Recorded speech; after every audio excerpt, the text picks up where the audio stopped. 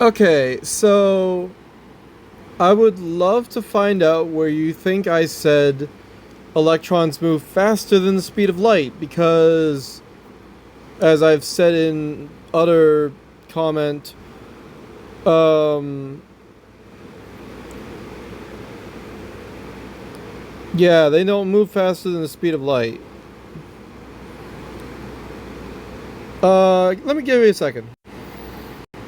Okay, not to say that AI overview is a good thing. However, this picture spells out everything that we know about electrons and how they look based off of actual, like, stuff looking at the electrons and everything, and the atoms. And these orbital shells are what we notice. And if you really think about them, oh yeah, they're also a goddamn blur. Now where's... This is like this guy shows and like that guy shows, they look like a blur. Now, the reason for that is because, and I said it in the comments, they're moving at fast, as he would say, speed. Incredible speeds. Literally, light is moving 150 times faster than electrons, but they're still moving damn fast. So this picture I adore, and I will put it on my fridge. Holy crap, it's beautiful. Look at this nonsense. So here's the thing, right? These electrons in an orbital is just awesome. And how they actually look. Because if you think of all of those dots, you understand this is pretty much how that works, but it's a cross section. It's like this is the three-dimensional view of what is happening and all the different possible ways that we can witness the electron behaving, which is awesome that it can look like this. But reality, if you were to look at it up close, obviously it looks like this. The amazing, weird, blurry thing. Now it's blurry because it's low resolution, but if it's also blurry because when you actually look at it, they are moving at literally, well, 2.2 kilometers, 1,000 kilometers per second. I stopped myself. I had to say the 1,000 part. That's important because speed of an electron, right?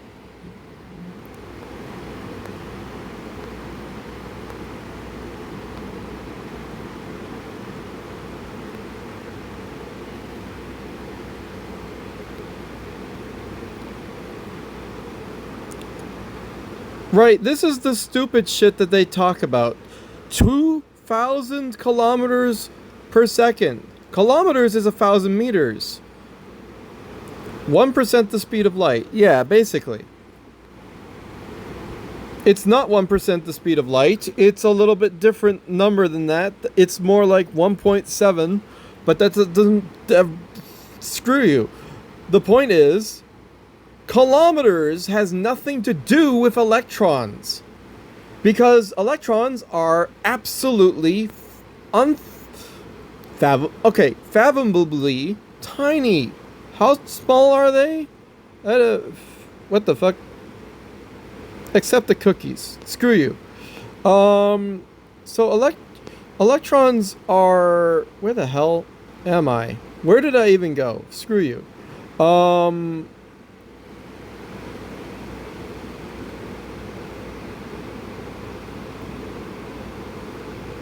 No, I didn't ask that. Okay, so the thing is,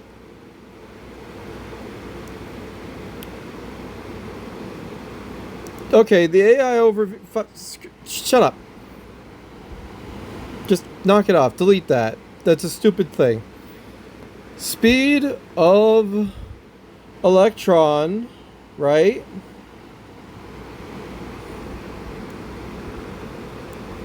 Millions of kilometers per hour? What the fuck? What?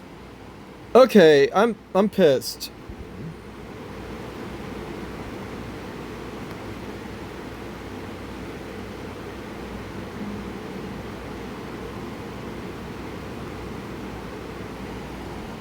Speed of electron in nanometers.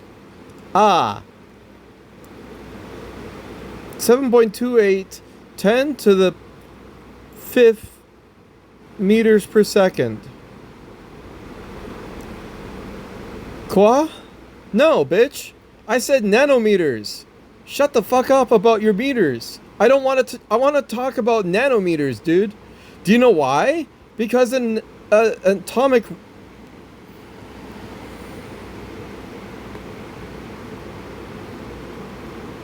How wide's an atom? A tenth of a nanometer. Tenth or a fifth of a nanometer. That's where I get my math from. The measurement of the size of a diameter of an atom, right? 10 to the minus 10, right? So you convert the nanometer scale and the kilometer stupid speed, and you end up with something like 22 quadrillion atomic width per second. So if you compress and roll all of those many nanometers around in a ball, you end up with something that looks pretty much like this. Okay? You end up with something where this is two atoms. The visual is multiple tiny dots. What's going on here? Well, the basic thing is these electrons are moving so fast, their echoes appear so many times. This is a cross section of the orbit. It's not the entire picture, because this whole thing happens again in three-dimensional space. So that weird organization that happens on this picture here, okay, is where they group up and where they split and they phase change and do those things. But what is really happening isn't two-dimensional, it's three-dimensional. So that's why we get all these different patterns. They visually look like a blur. It's very important that you understand there's a completely different distinction between what you said, I said, like, oh, they look like a blur. It seems false because they move faster than C. I never said they move faster than C, and I already took way too long explaining that I didn't explain they move faster than C. And I have this unsettling, stupid pattern of, like, I say the speed that I've noticed the electrons going based on measurements in the form of quadrillions of atomic width per second, and I didn't say that speed in these comments. So I can see how you can imagine me possibly imagining that they go faster than the speed of light, but I never said that. And I never would. They don't. Unless we're talking about Cherenkov radiation. Let's not get into that. The motion blur has something to do with your eyes lenses. No, that can also happen with cameras can do that too. Seriously, a textbook blur is what we see, is what I say in this whole section. Just screw all that. Right? They move at quadrillion, and it's like, when you really think about it, that quadrillion of atomic width per second, aka the conversion, is what I'm focused on, because relating it to something near its size is important to think about, because when we end up with something like that looks like this, and it's not many items, this is a snapshot. But the thing is that all of those echoes occur at the same time, because in 1 second it goes around an atom about 5 quadrillion times. And I wasn't wrong, because when I saw like how fast it happens, it was saying something like 7 to the 10 to the 5th. That's about right. It's about correct. I'm really close. You see this? This is the physical visual of the sensor that we were using literally to like see them. That's a picture. That's not even like this is what we've noticed happening. That looks like a blur to me. But in this other picture, it's not a blur. It's registered as you can see the electrons. You can see the individual. That's one electron. Or, sorry, two electrons. They are in all of these positions at the same time. Also, this doesn't happen. That's false. That's stupid. Who the hell made that? That doesn't happen. I'm sorry, no. That's not reality. I'm sorry, no. You don't end up with two electrons taking up three different positions at the same time. That's not what happens. Please tell me that's not what people believe, because I would be pissed off if that's what. Wait, hold on. What? No.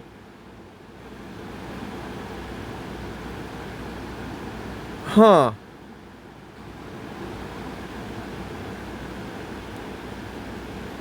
Three different. How many are we talking about here?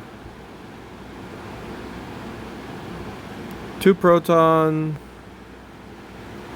5 multiple. Like, these are, it's so freaking interesting how they visualize it and everything. And you get that.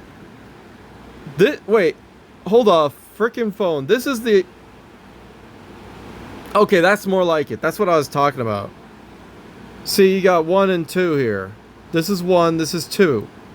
Or this is a periodic table in forms of what they actually freaking look like. That's fascinating. It doesn't explain a lot, and it's not extremely helpful, but it's fascinating that this is approximately what you see when you look at something like, I don't know, freaking gold or whatever. Like, I don't understand. How do you not know this? This type of thing happens. Like, this visual is a very good one. Slightly. This is nice, although it goes back to the individuals if you were to think of them as individuals. But then we look at down here and we see what we actually see in the bottom part of this picture. That's the actual thing that we witness. It looks like a blur. There's a reason it looks like a blur, because it's a blur. It's a blur. It's a thing that's going fast. It's a blur. So we see these things interesting and all of that. But it's like it's this. So the reason why this is important and all that, the thing that people are forgetting. Okay, let's go back to the original question involved. This was all about the double slit experiment and how pissed off I am that everyone does not understand. There are two factors when you look at electrons. One, the electron, which is the particle, and two, the electromagnetic field, which is a separate entity in and of itself. So, yeah, you're right. I never said they move faster than C.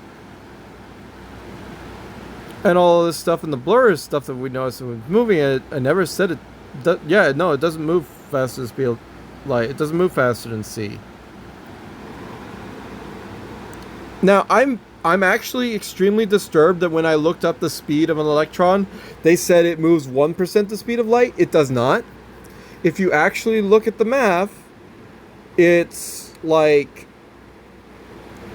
light moves like 148 times faster than electrons.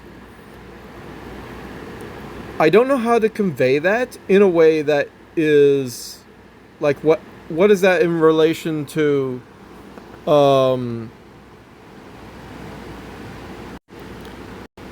like 148 And then I want to relate that to somehow. Is it divide first? Divide divide one divided by 148.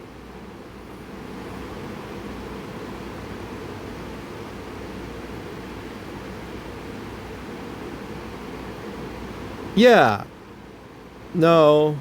That's the wrong function. They move 148. Light moves 148 or so faster because here's the thing. Here's the real math. Okay, let's do some real math. What's the speed of light? It's basically 298. Okay. Divided by 2.2. There you go. I was right. It's not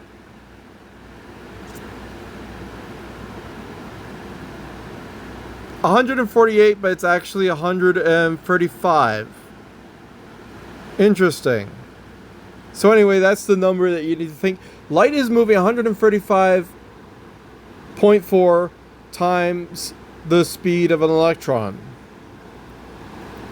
I don't know how to express that in how fast that is compared to an electron. I don't know how to do that part for some reason. The math fails me right now. For all intents and purposes, you can just remember that the point is... No, of course an electron doesn't move faster than the speed of light. But 135 times the electron speed does not a 1% make. Is it 1 divided by 135?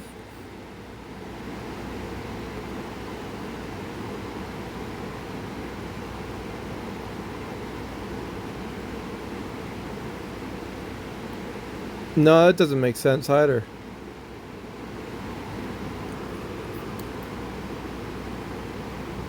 Oh, is it 100 divided by... No. No, it's 135 divided by 100. That's stupid. That's not percentage math. Let me just... Hold on. Well, that just blows my mind slightly.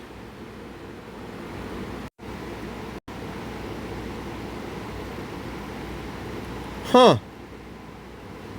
Go figure. And to my other point, what does that have to do with the double slit experiment? The electromagnetic field is what does the interference pattern. Okay. That's the second thing I said. And I'm pretty sure I said this in my comment. Where is the actual... Whatever.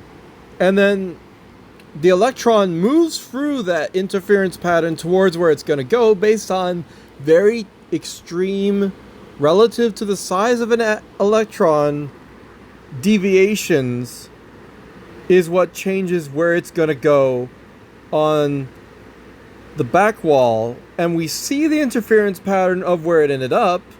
The interference pattern was made by the two flow of the EM field going through this, or the one flow of an EM field going through the slit, making the interference pattern, and then choosing from there where the electron is going to be pushed towards, because both flows make high and low pressure zones that push it towards those middle bits, like the rays of sunshine are where the low pressure is, and that's where they end up. And that's where they end up on the back wall. Anyway, whatever.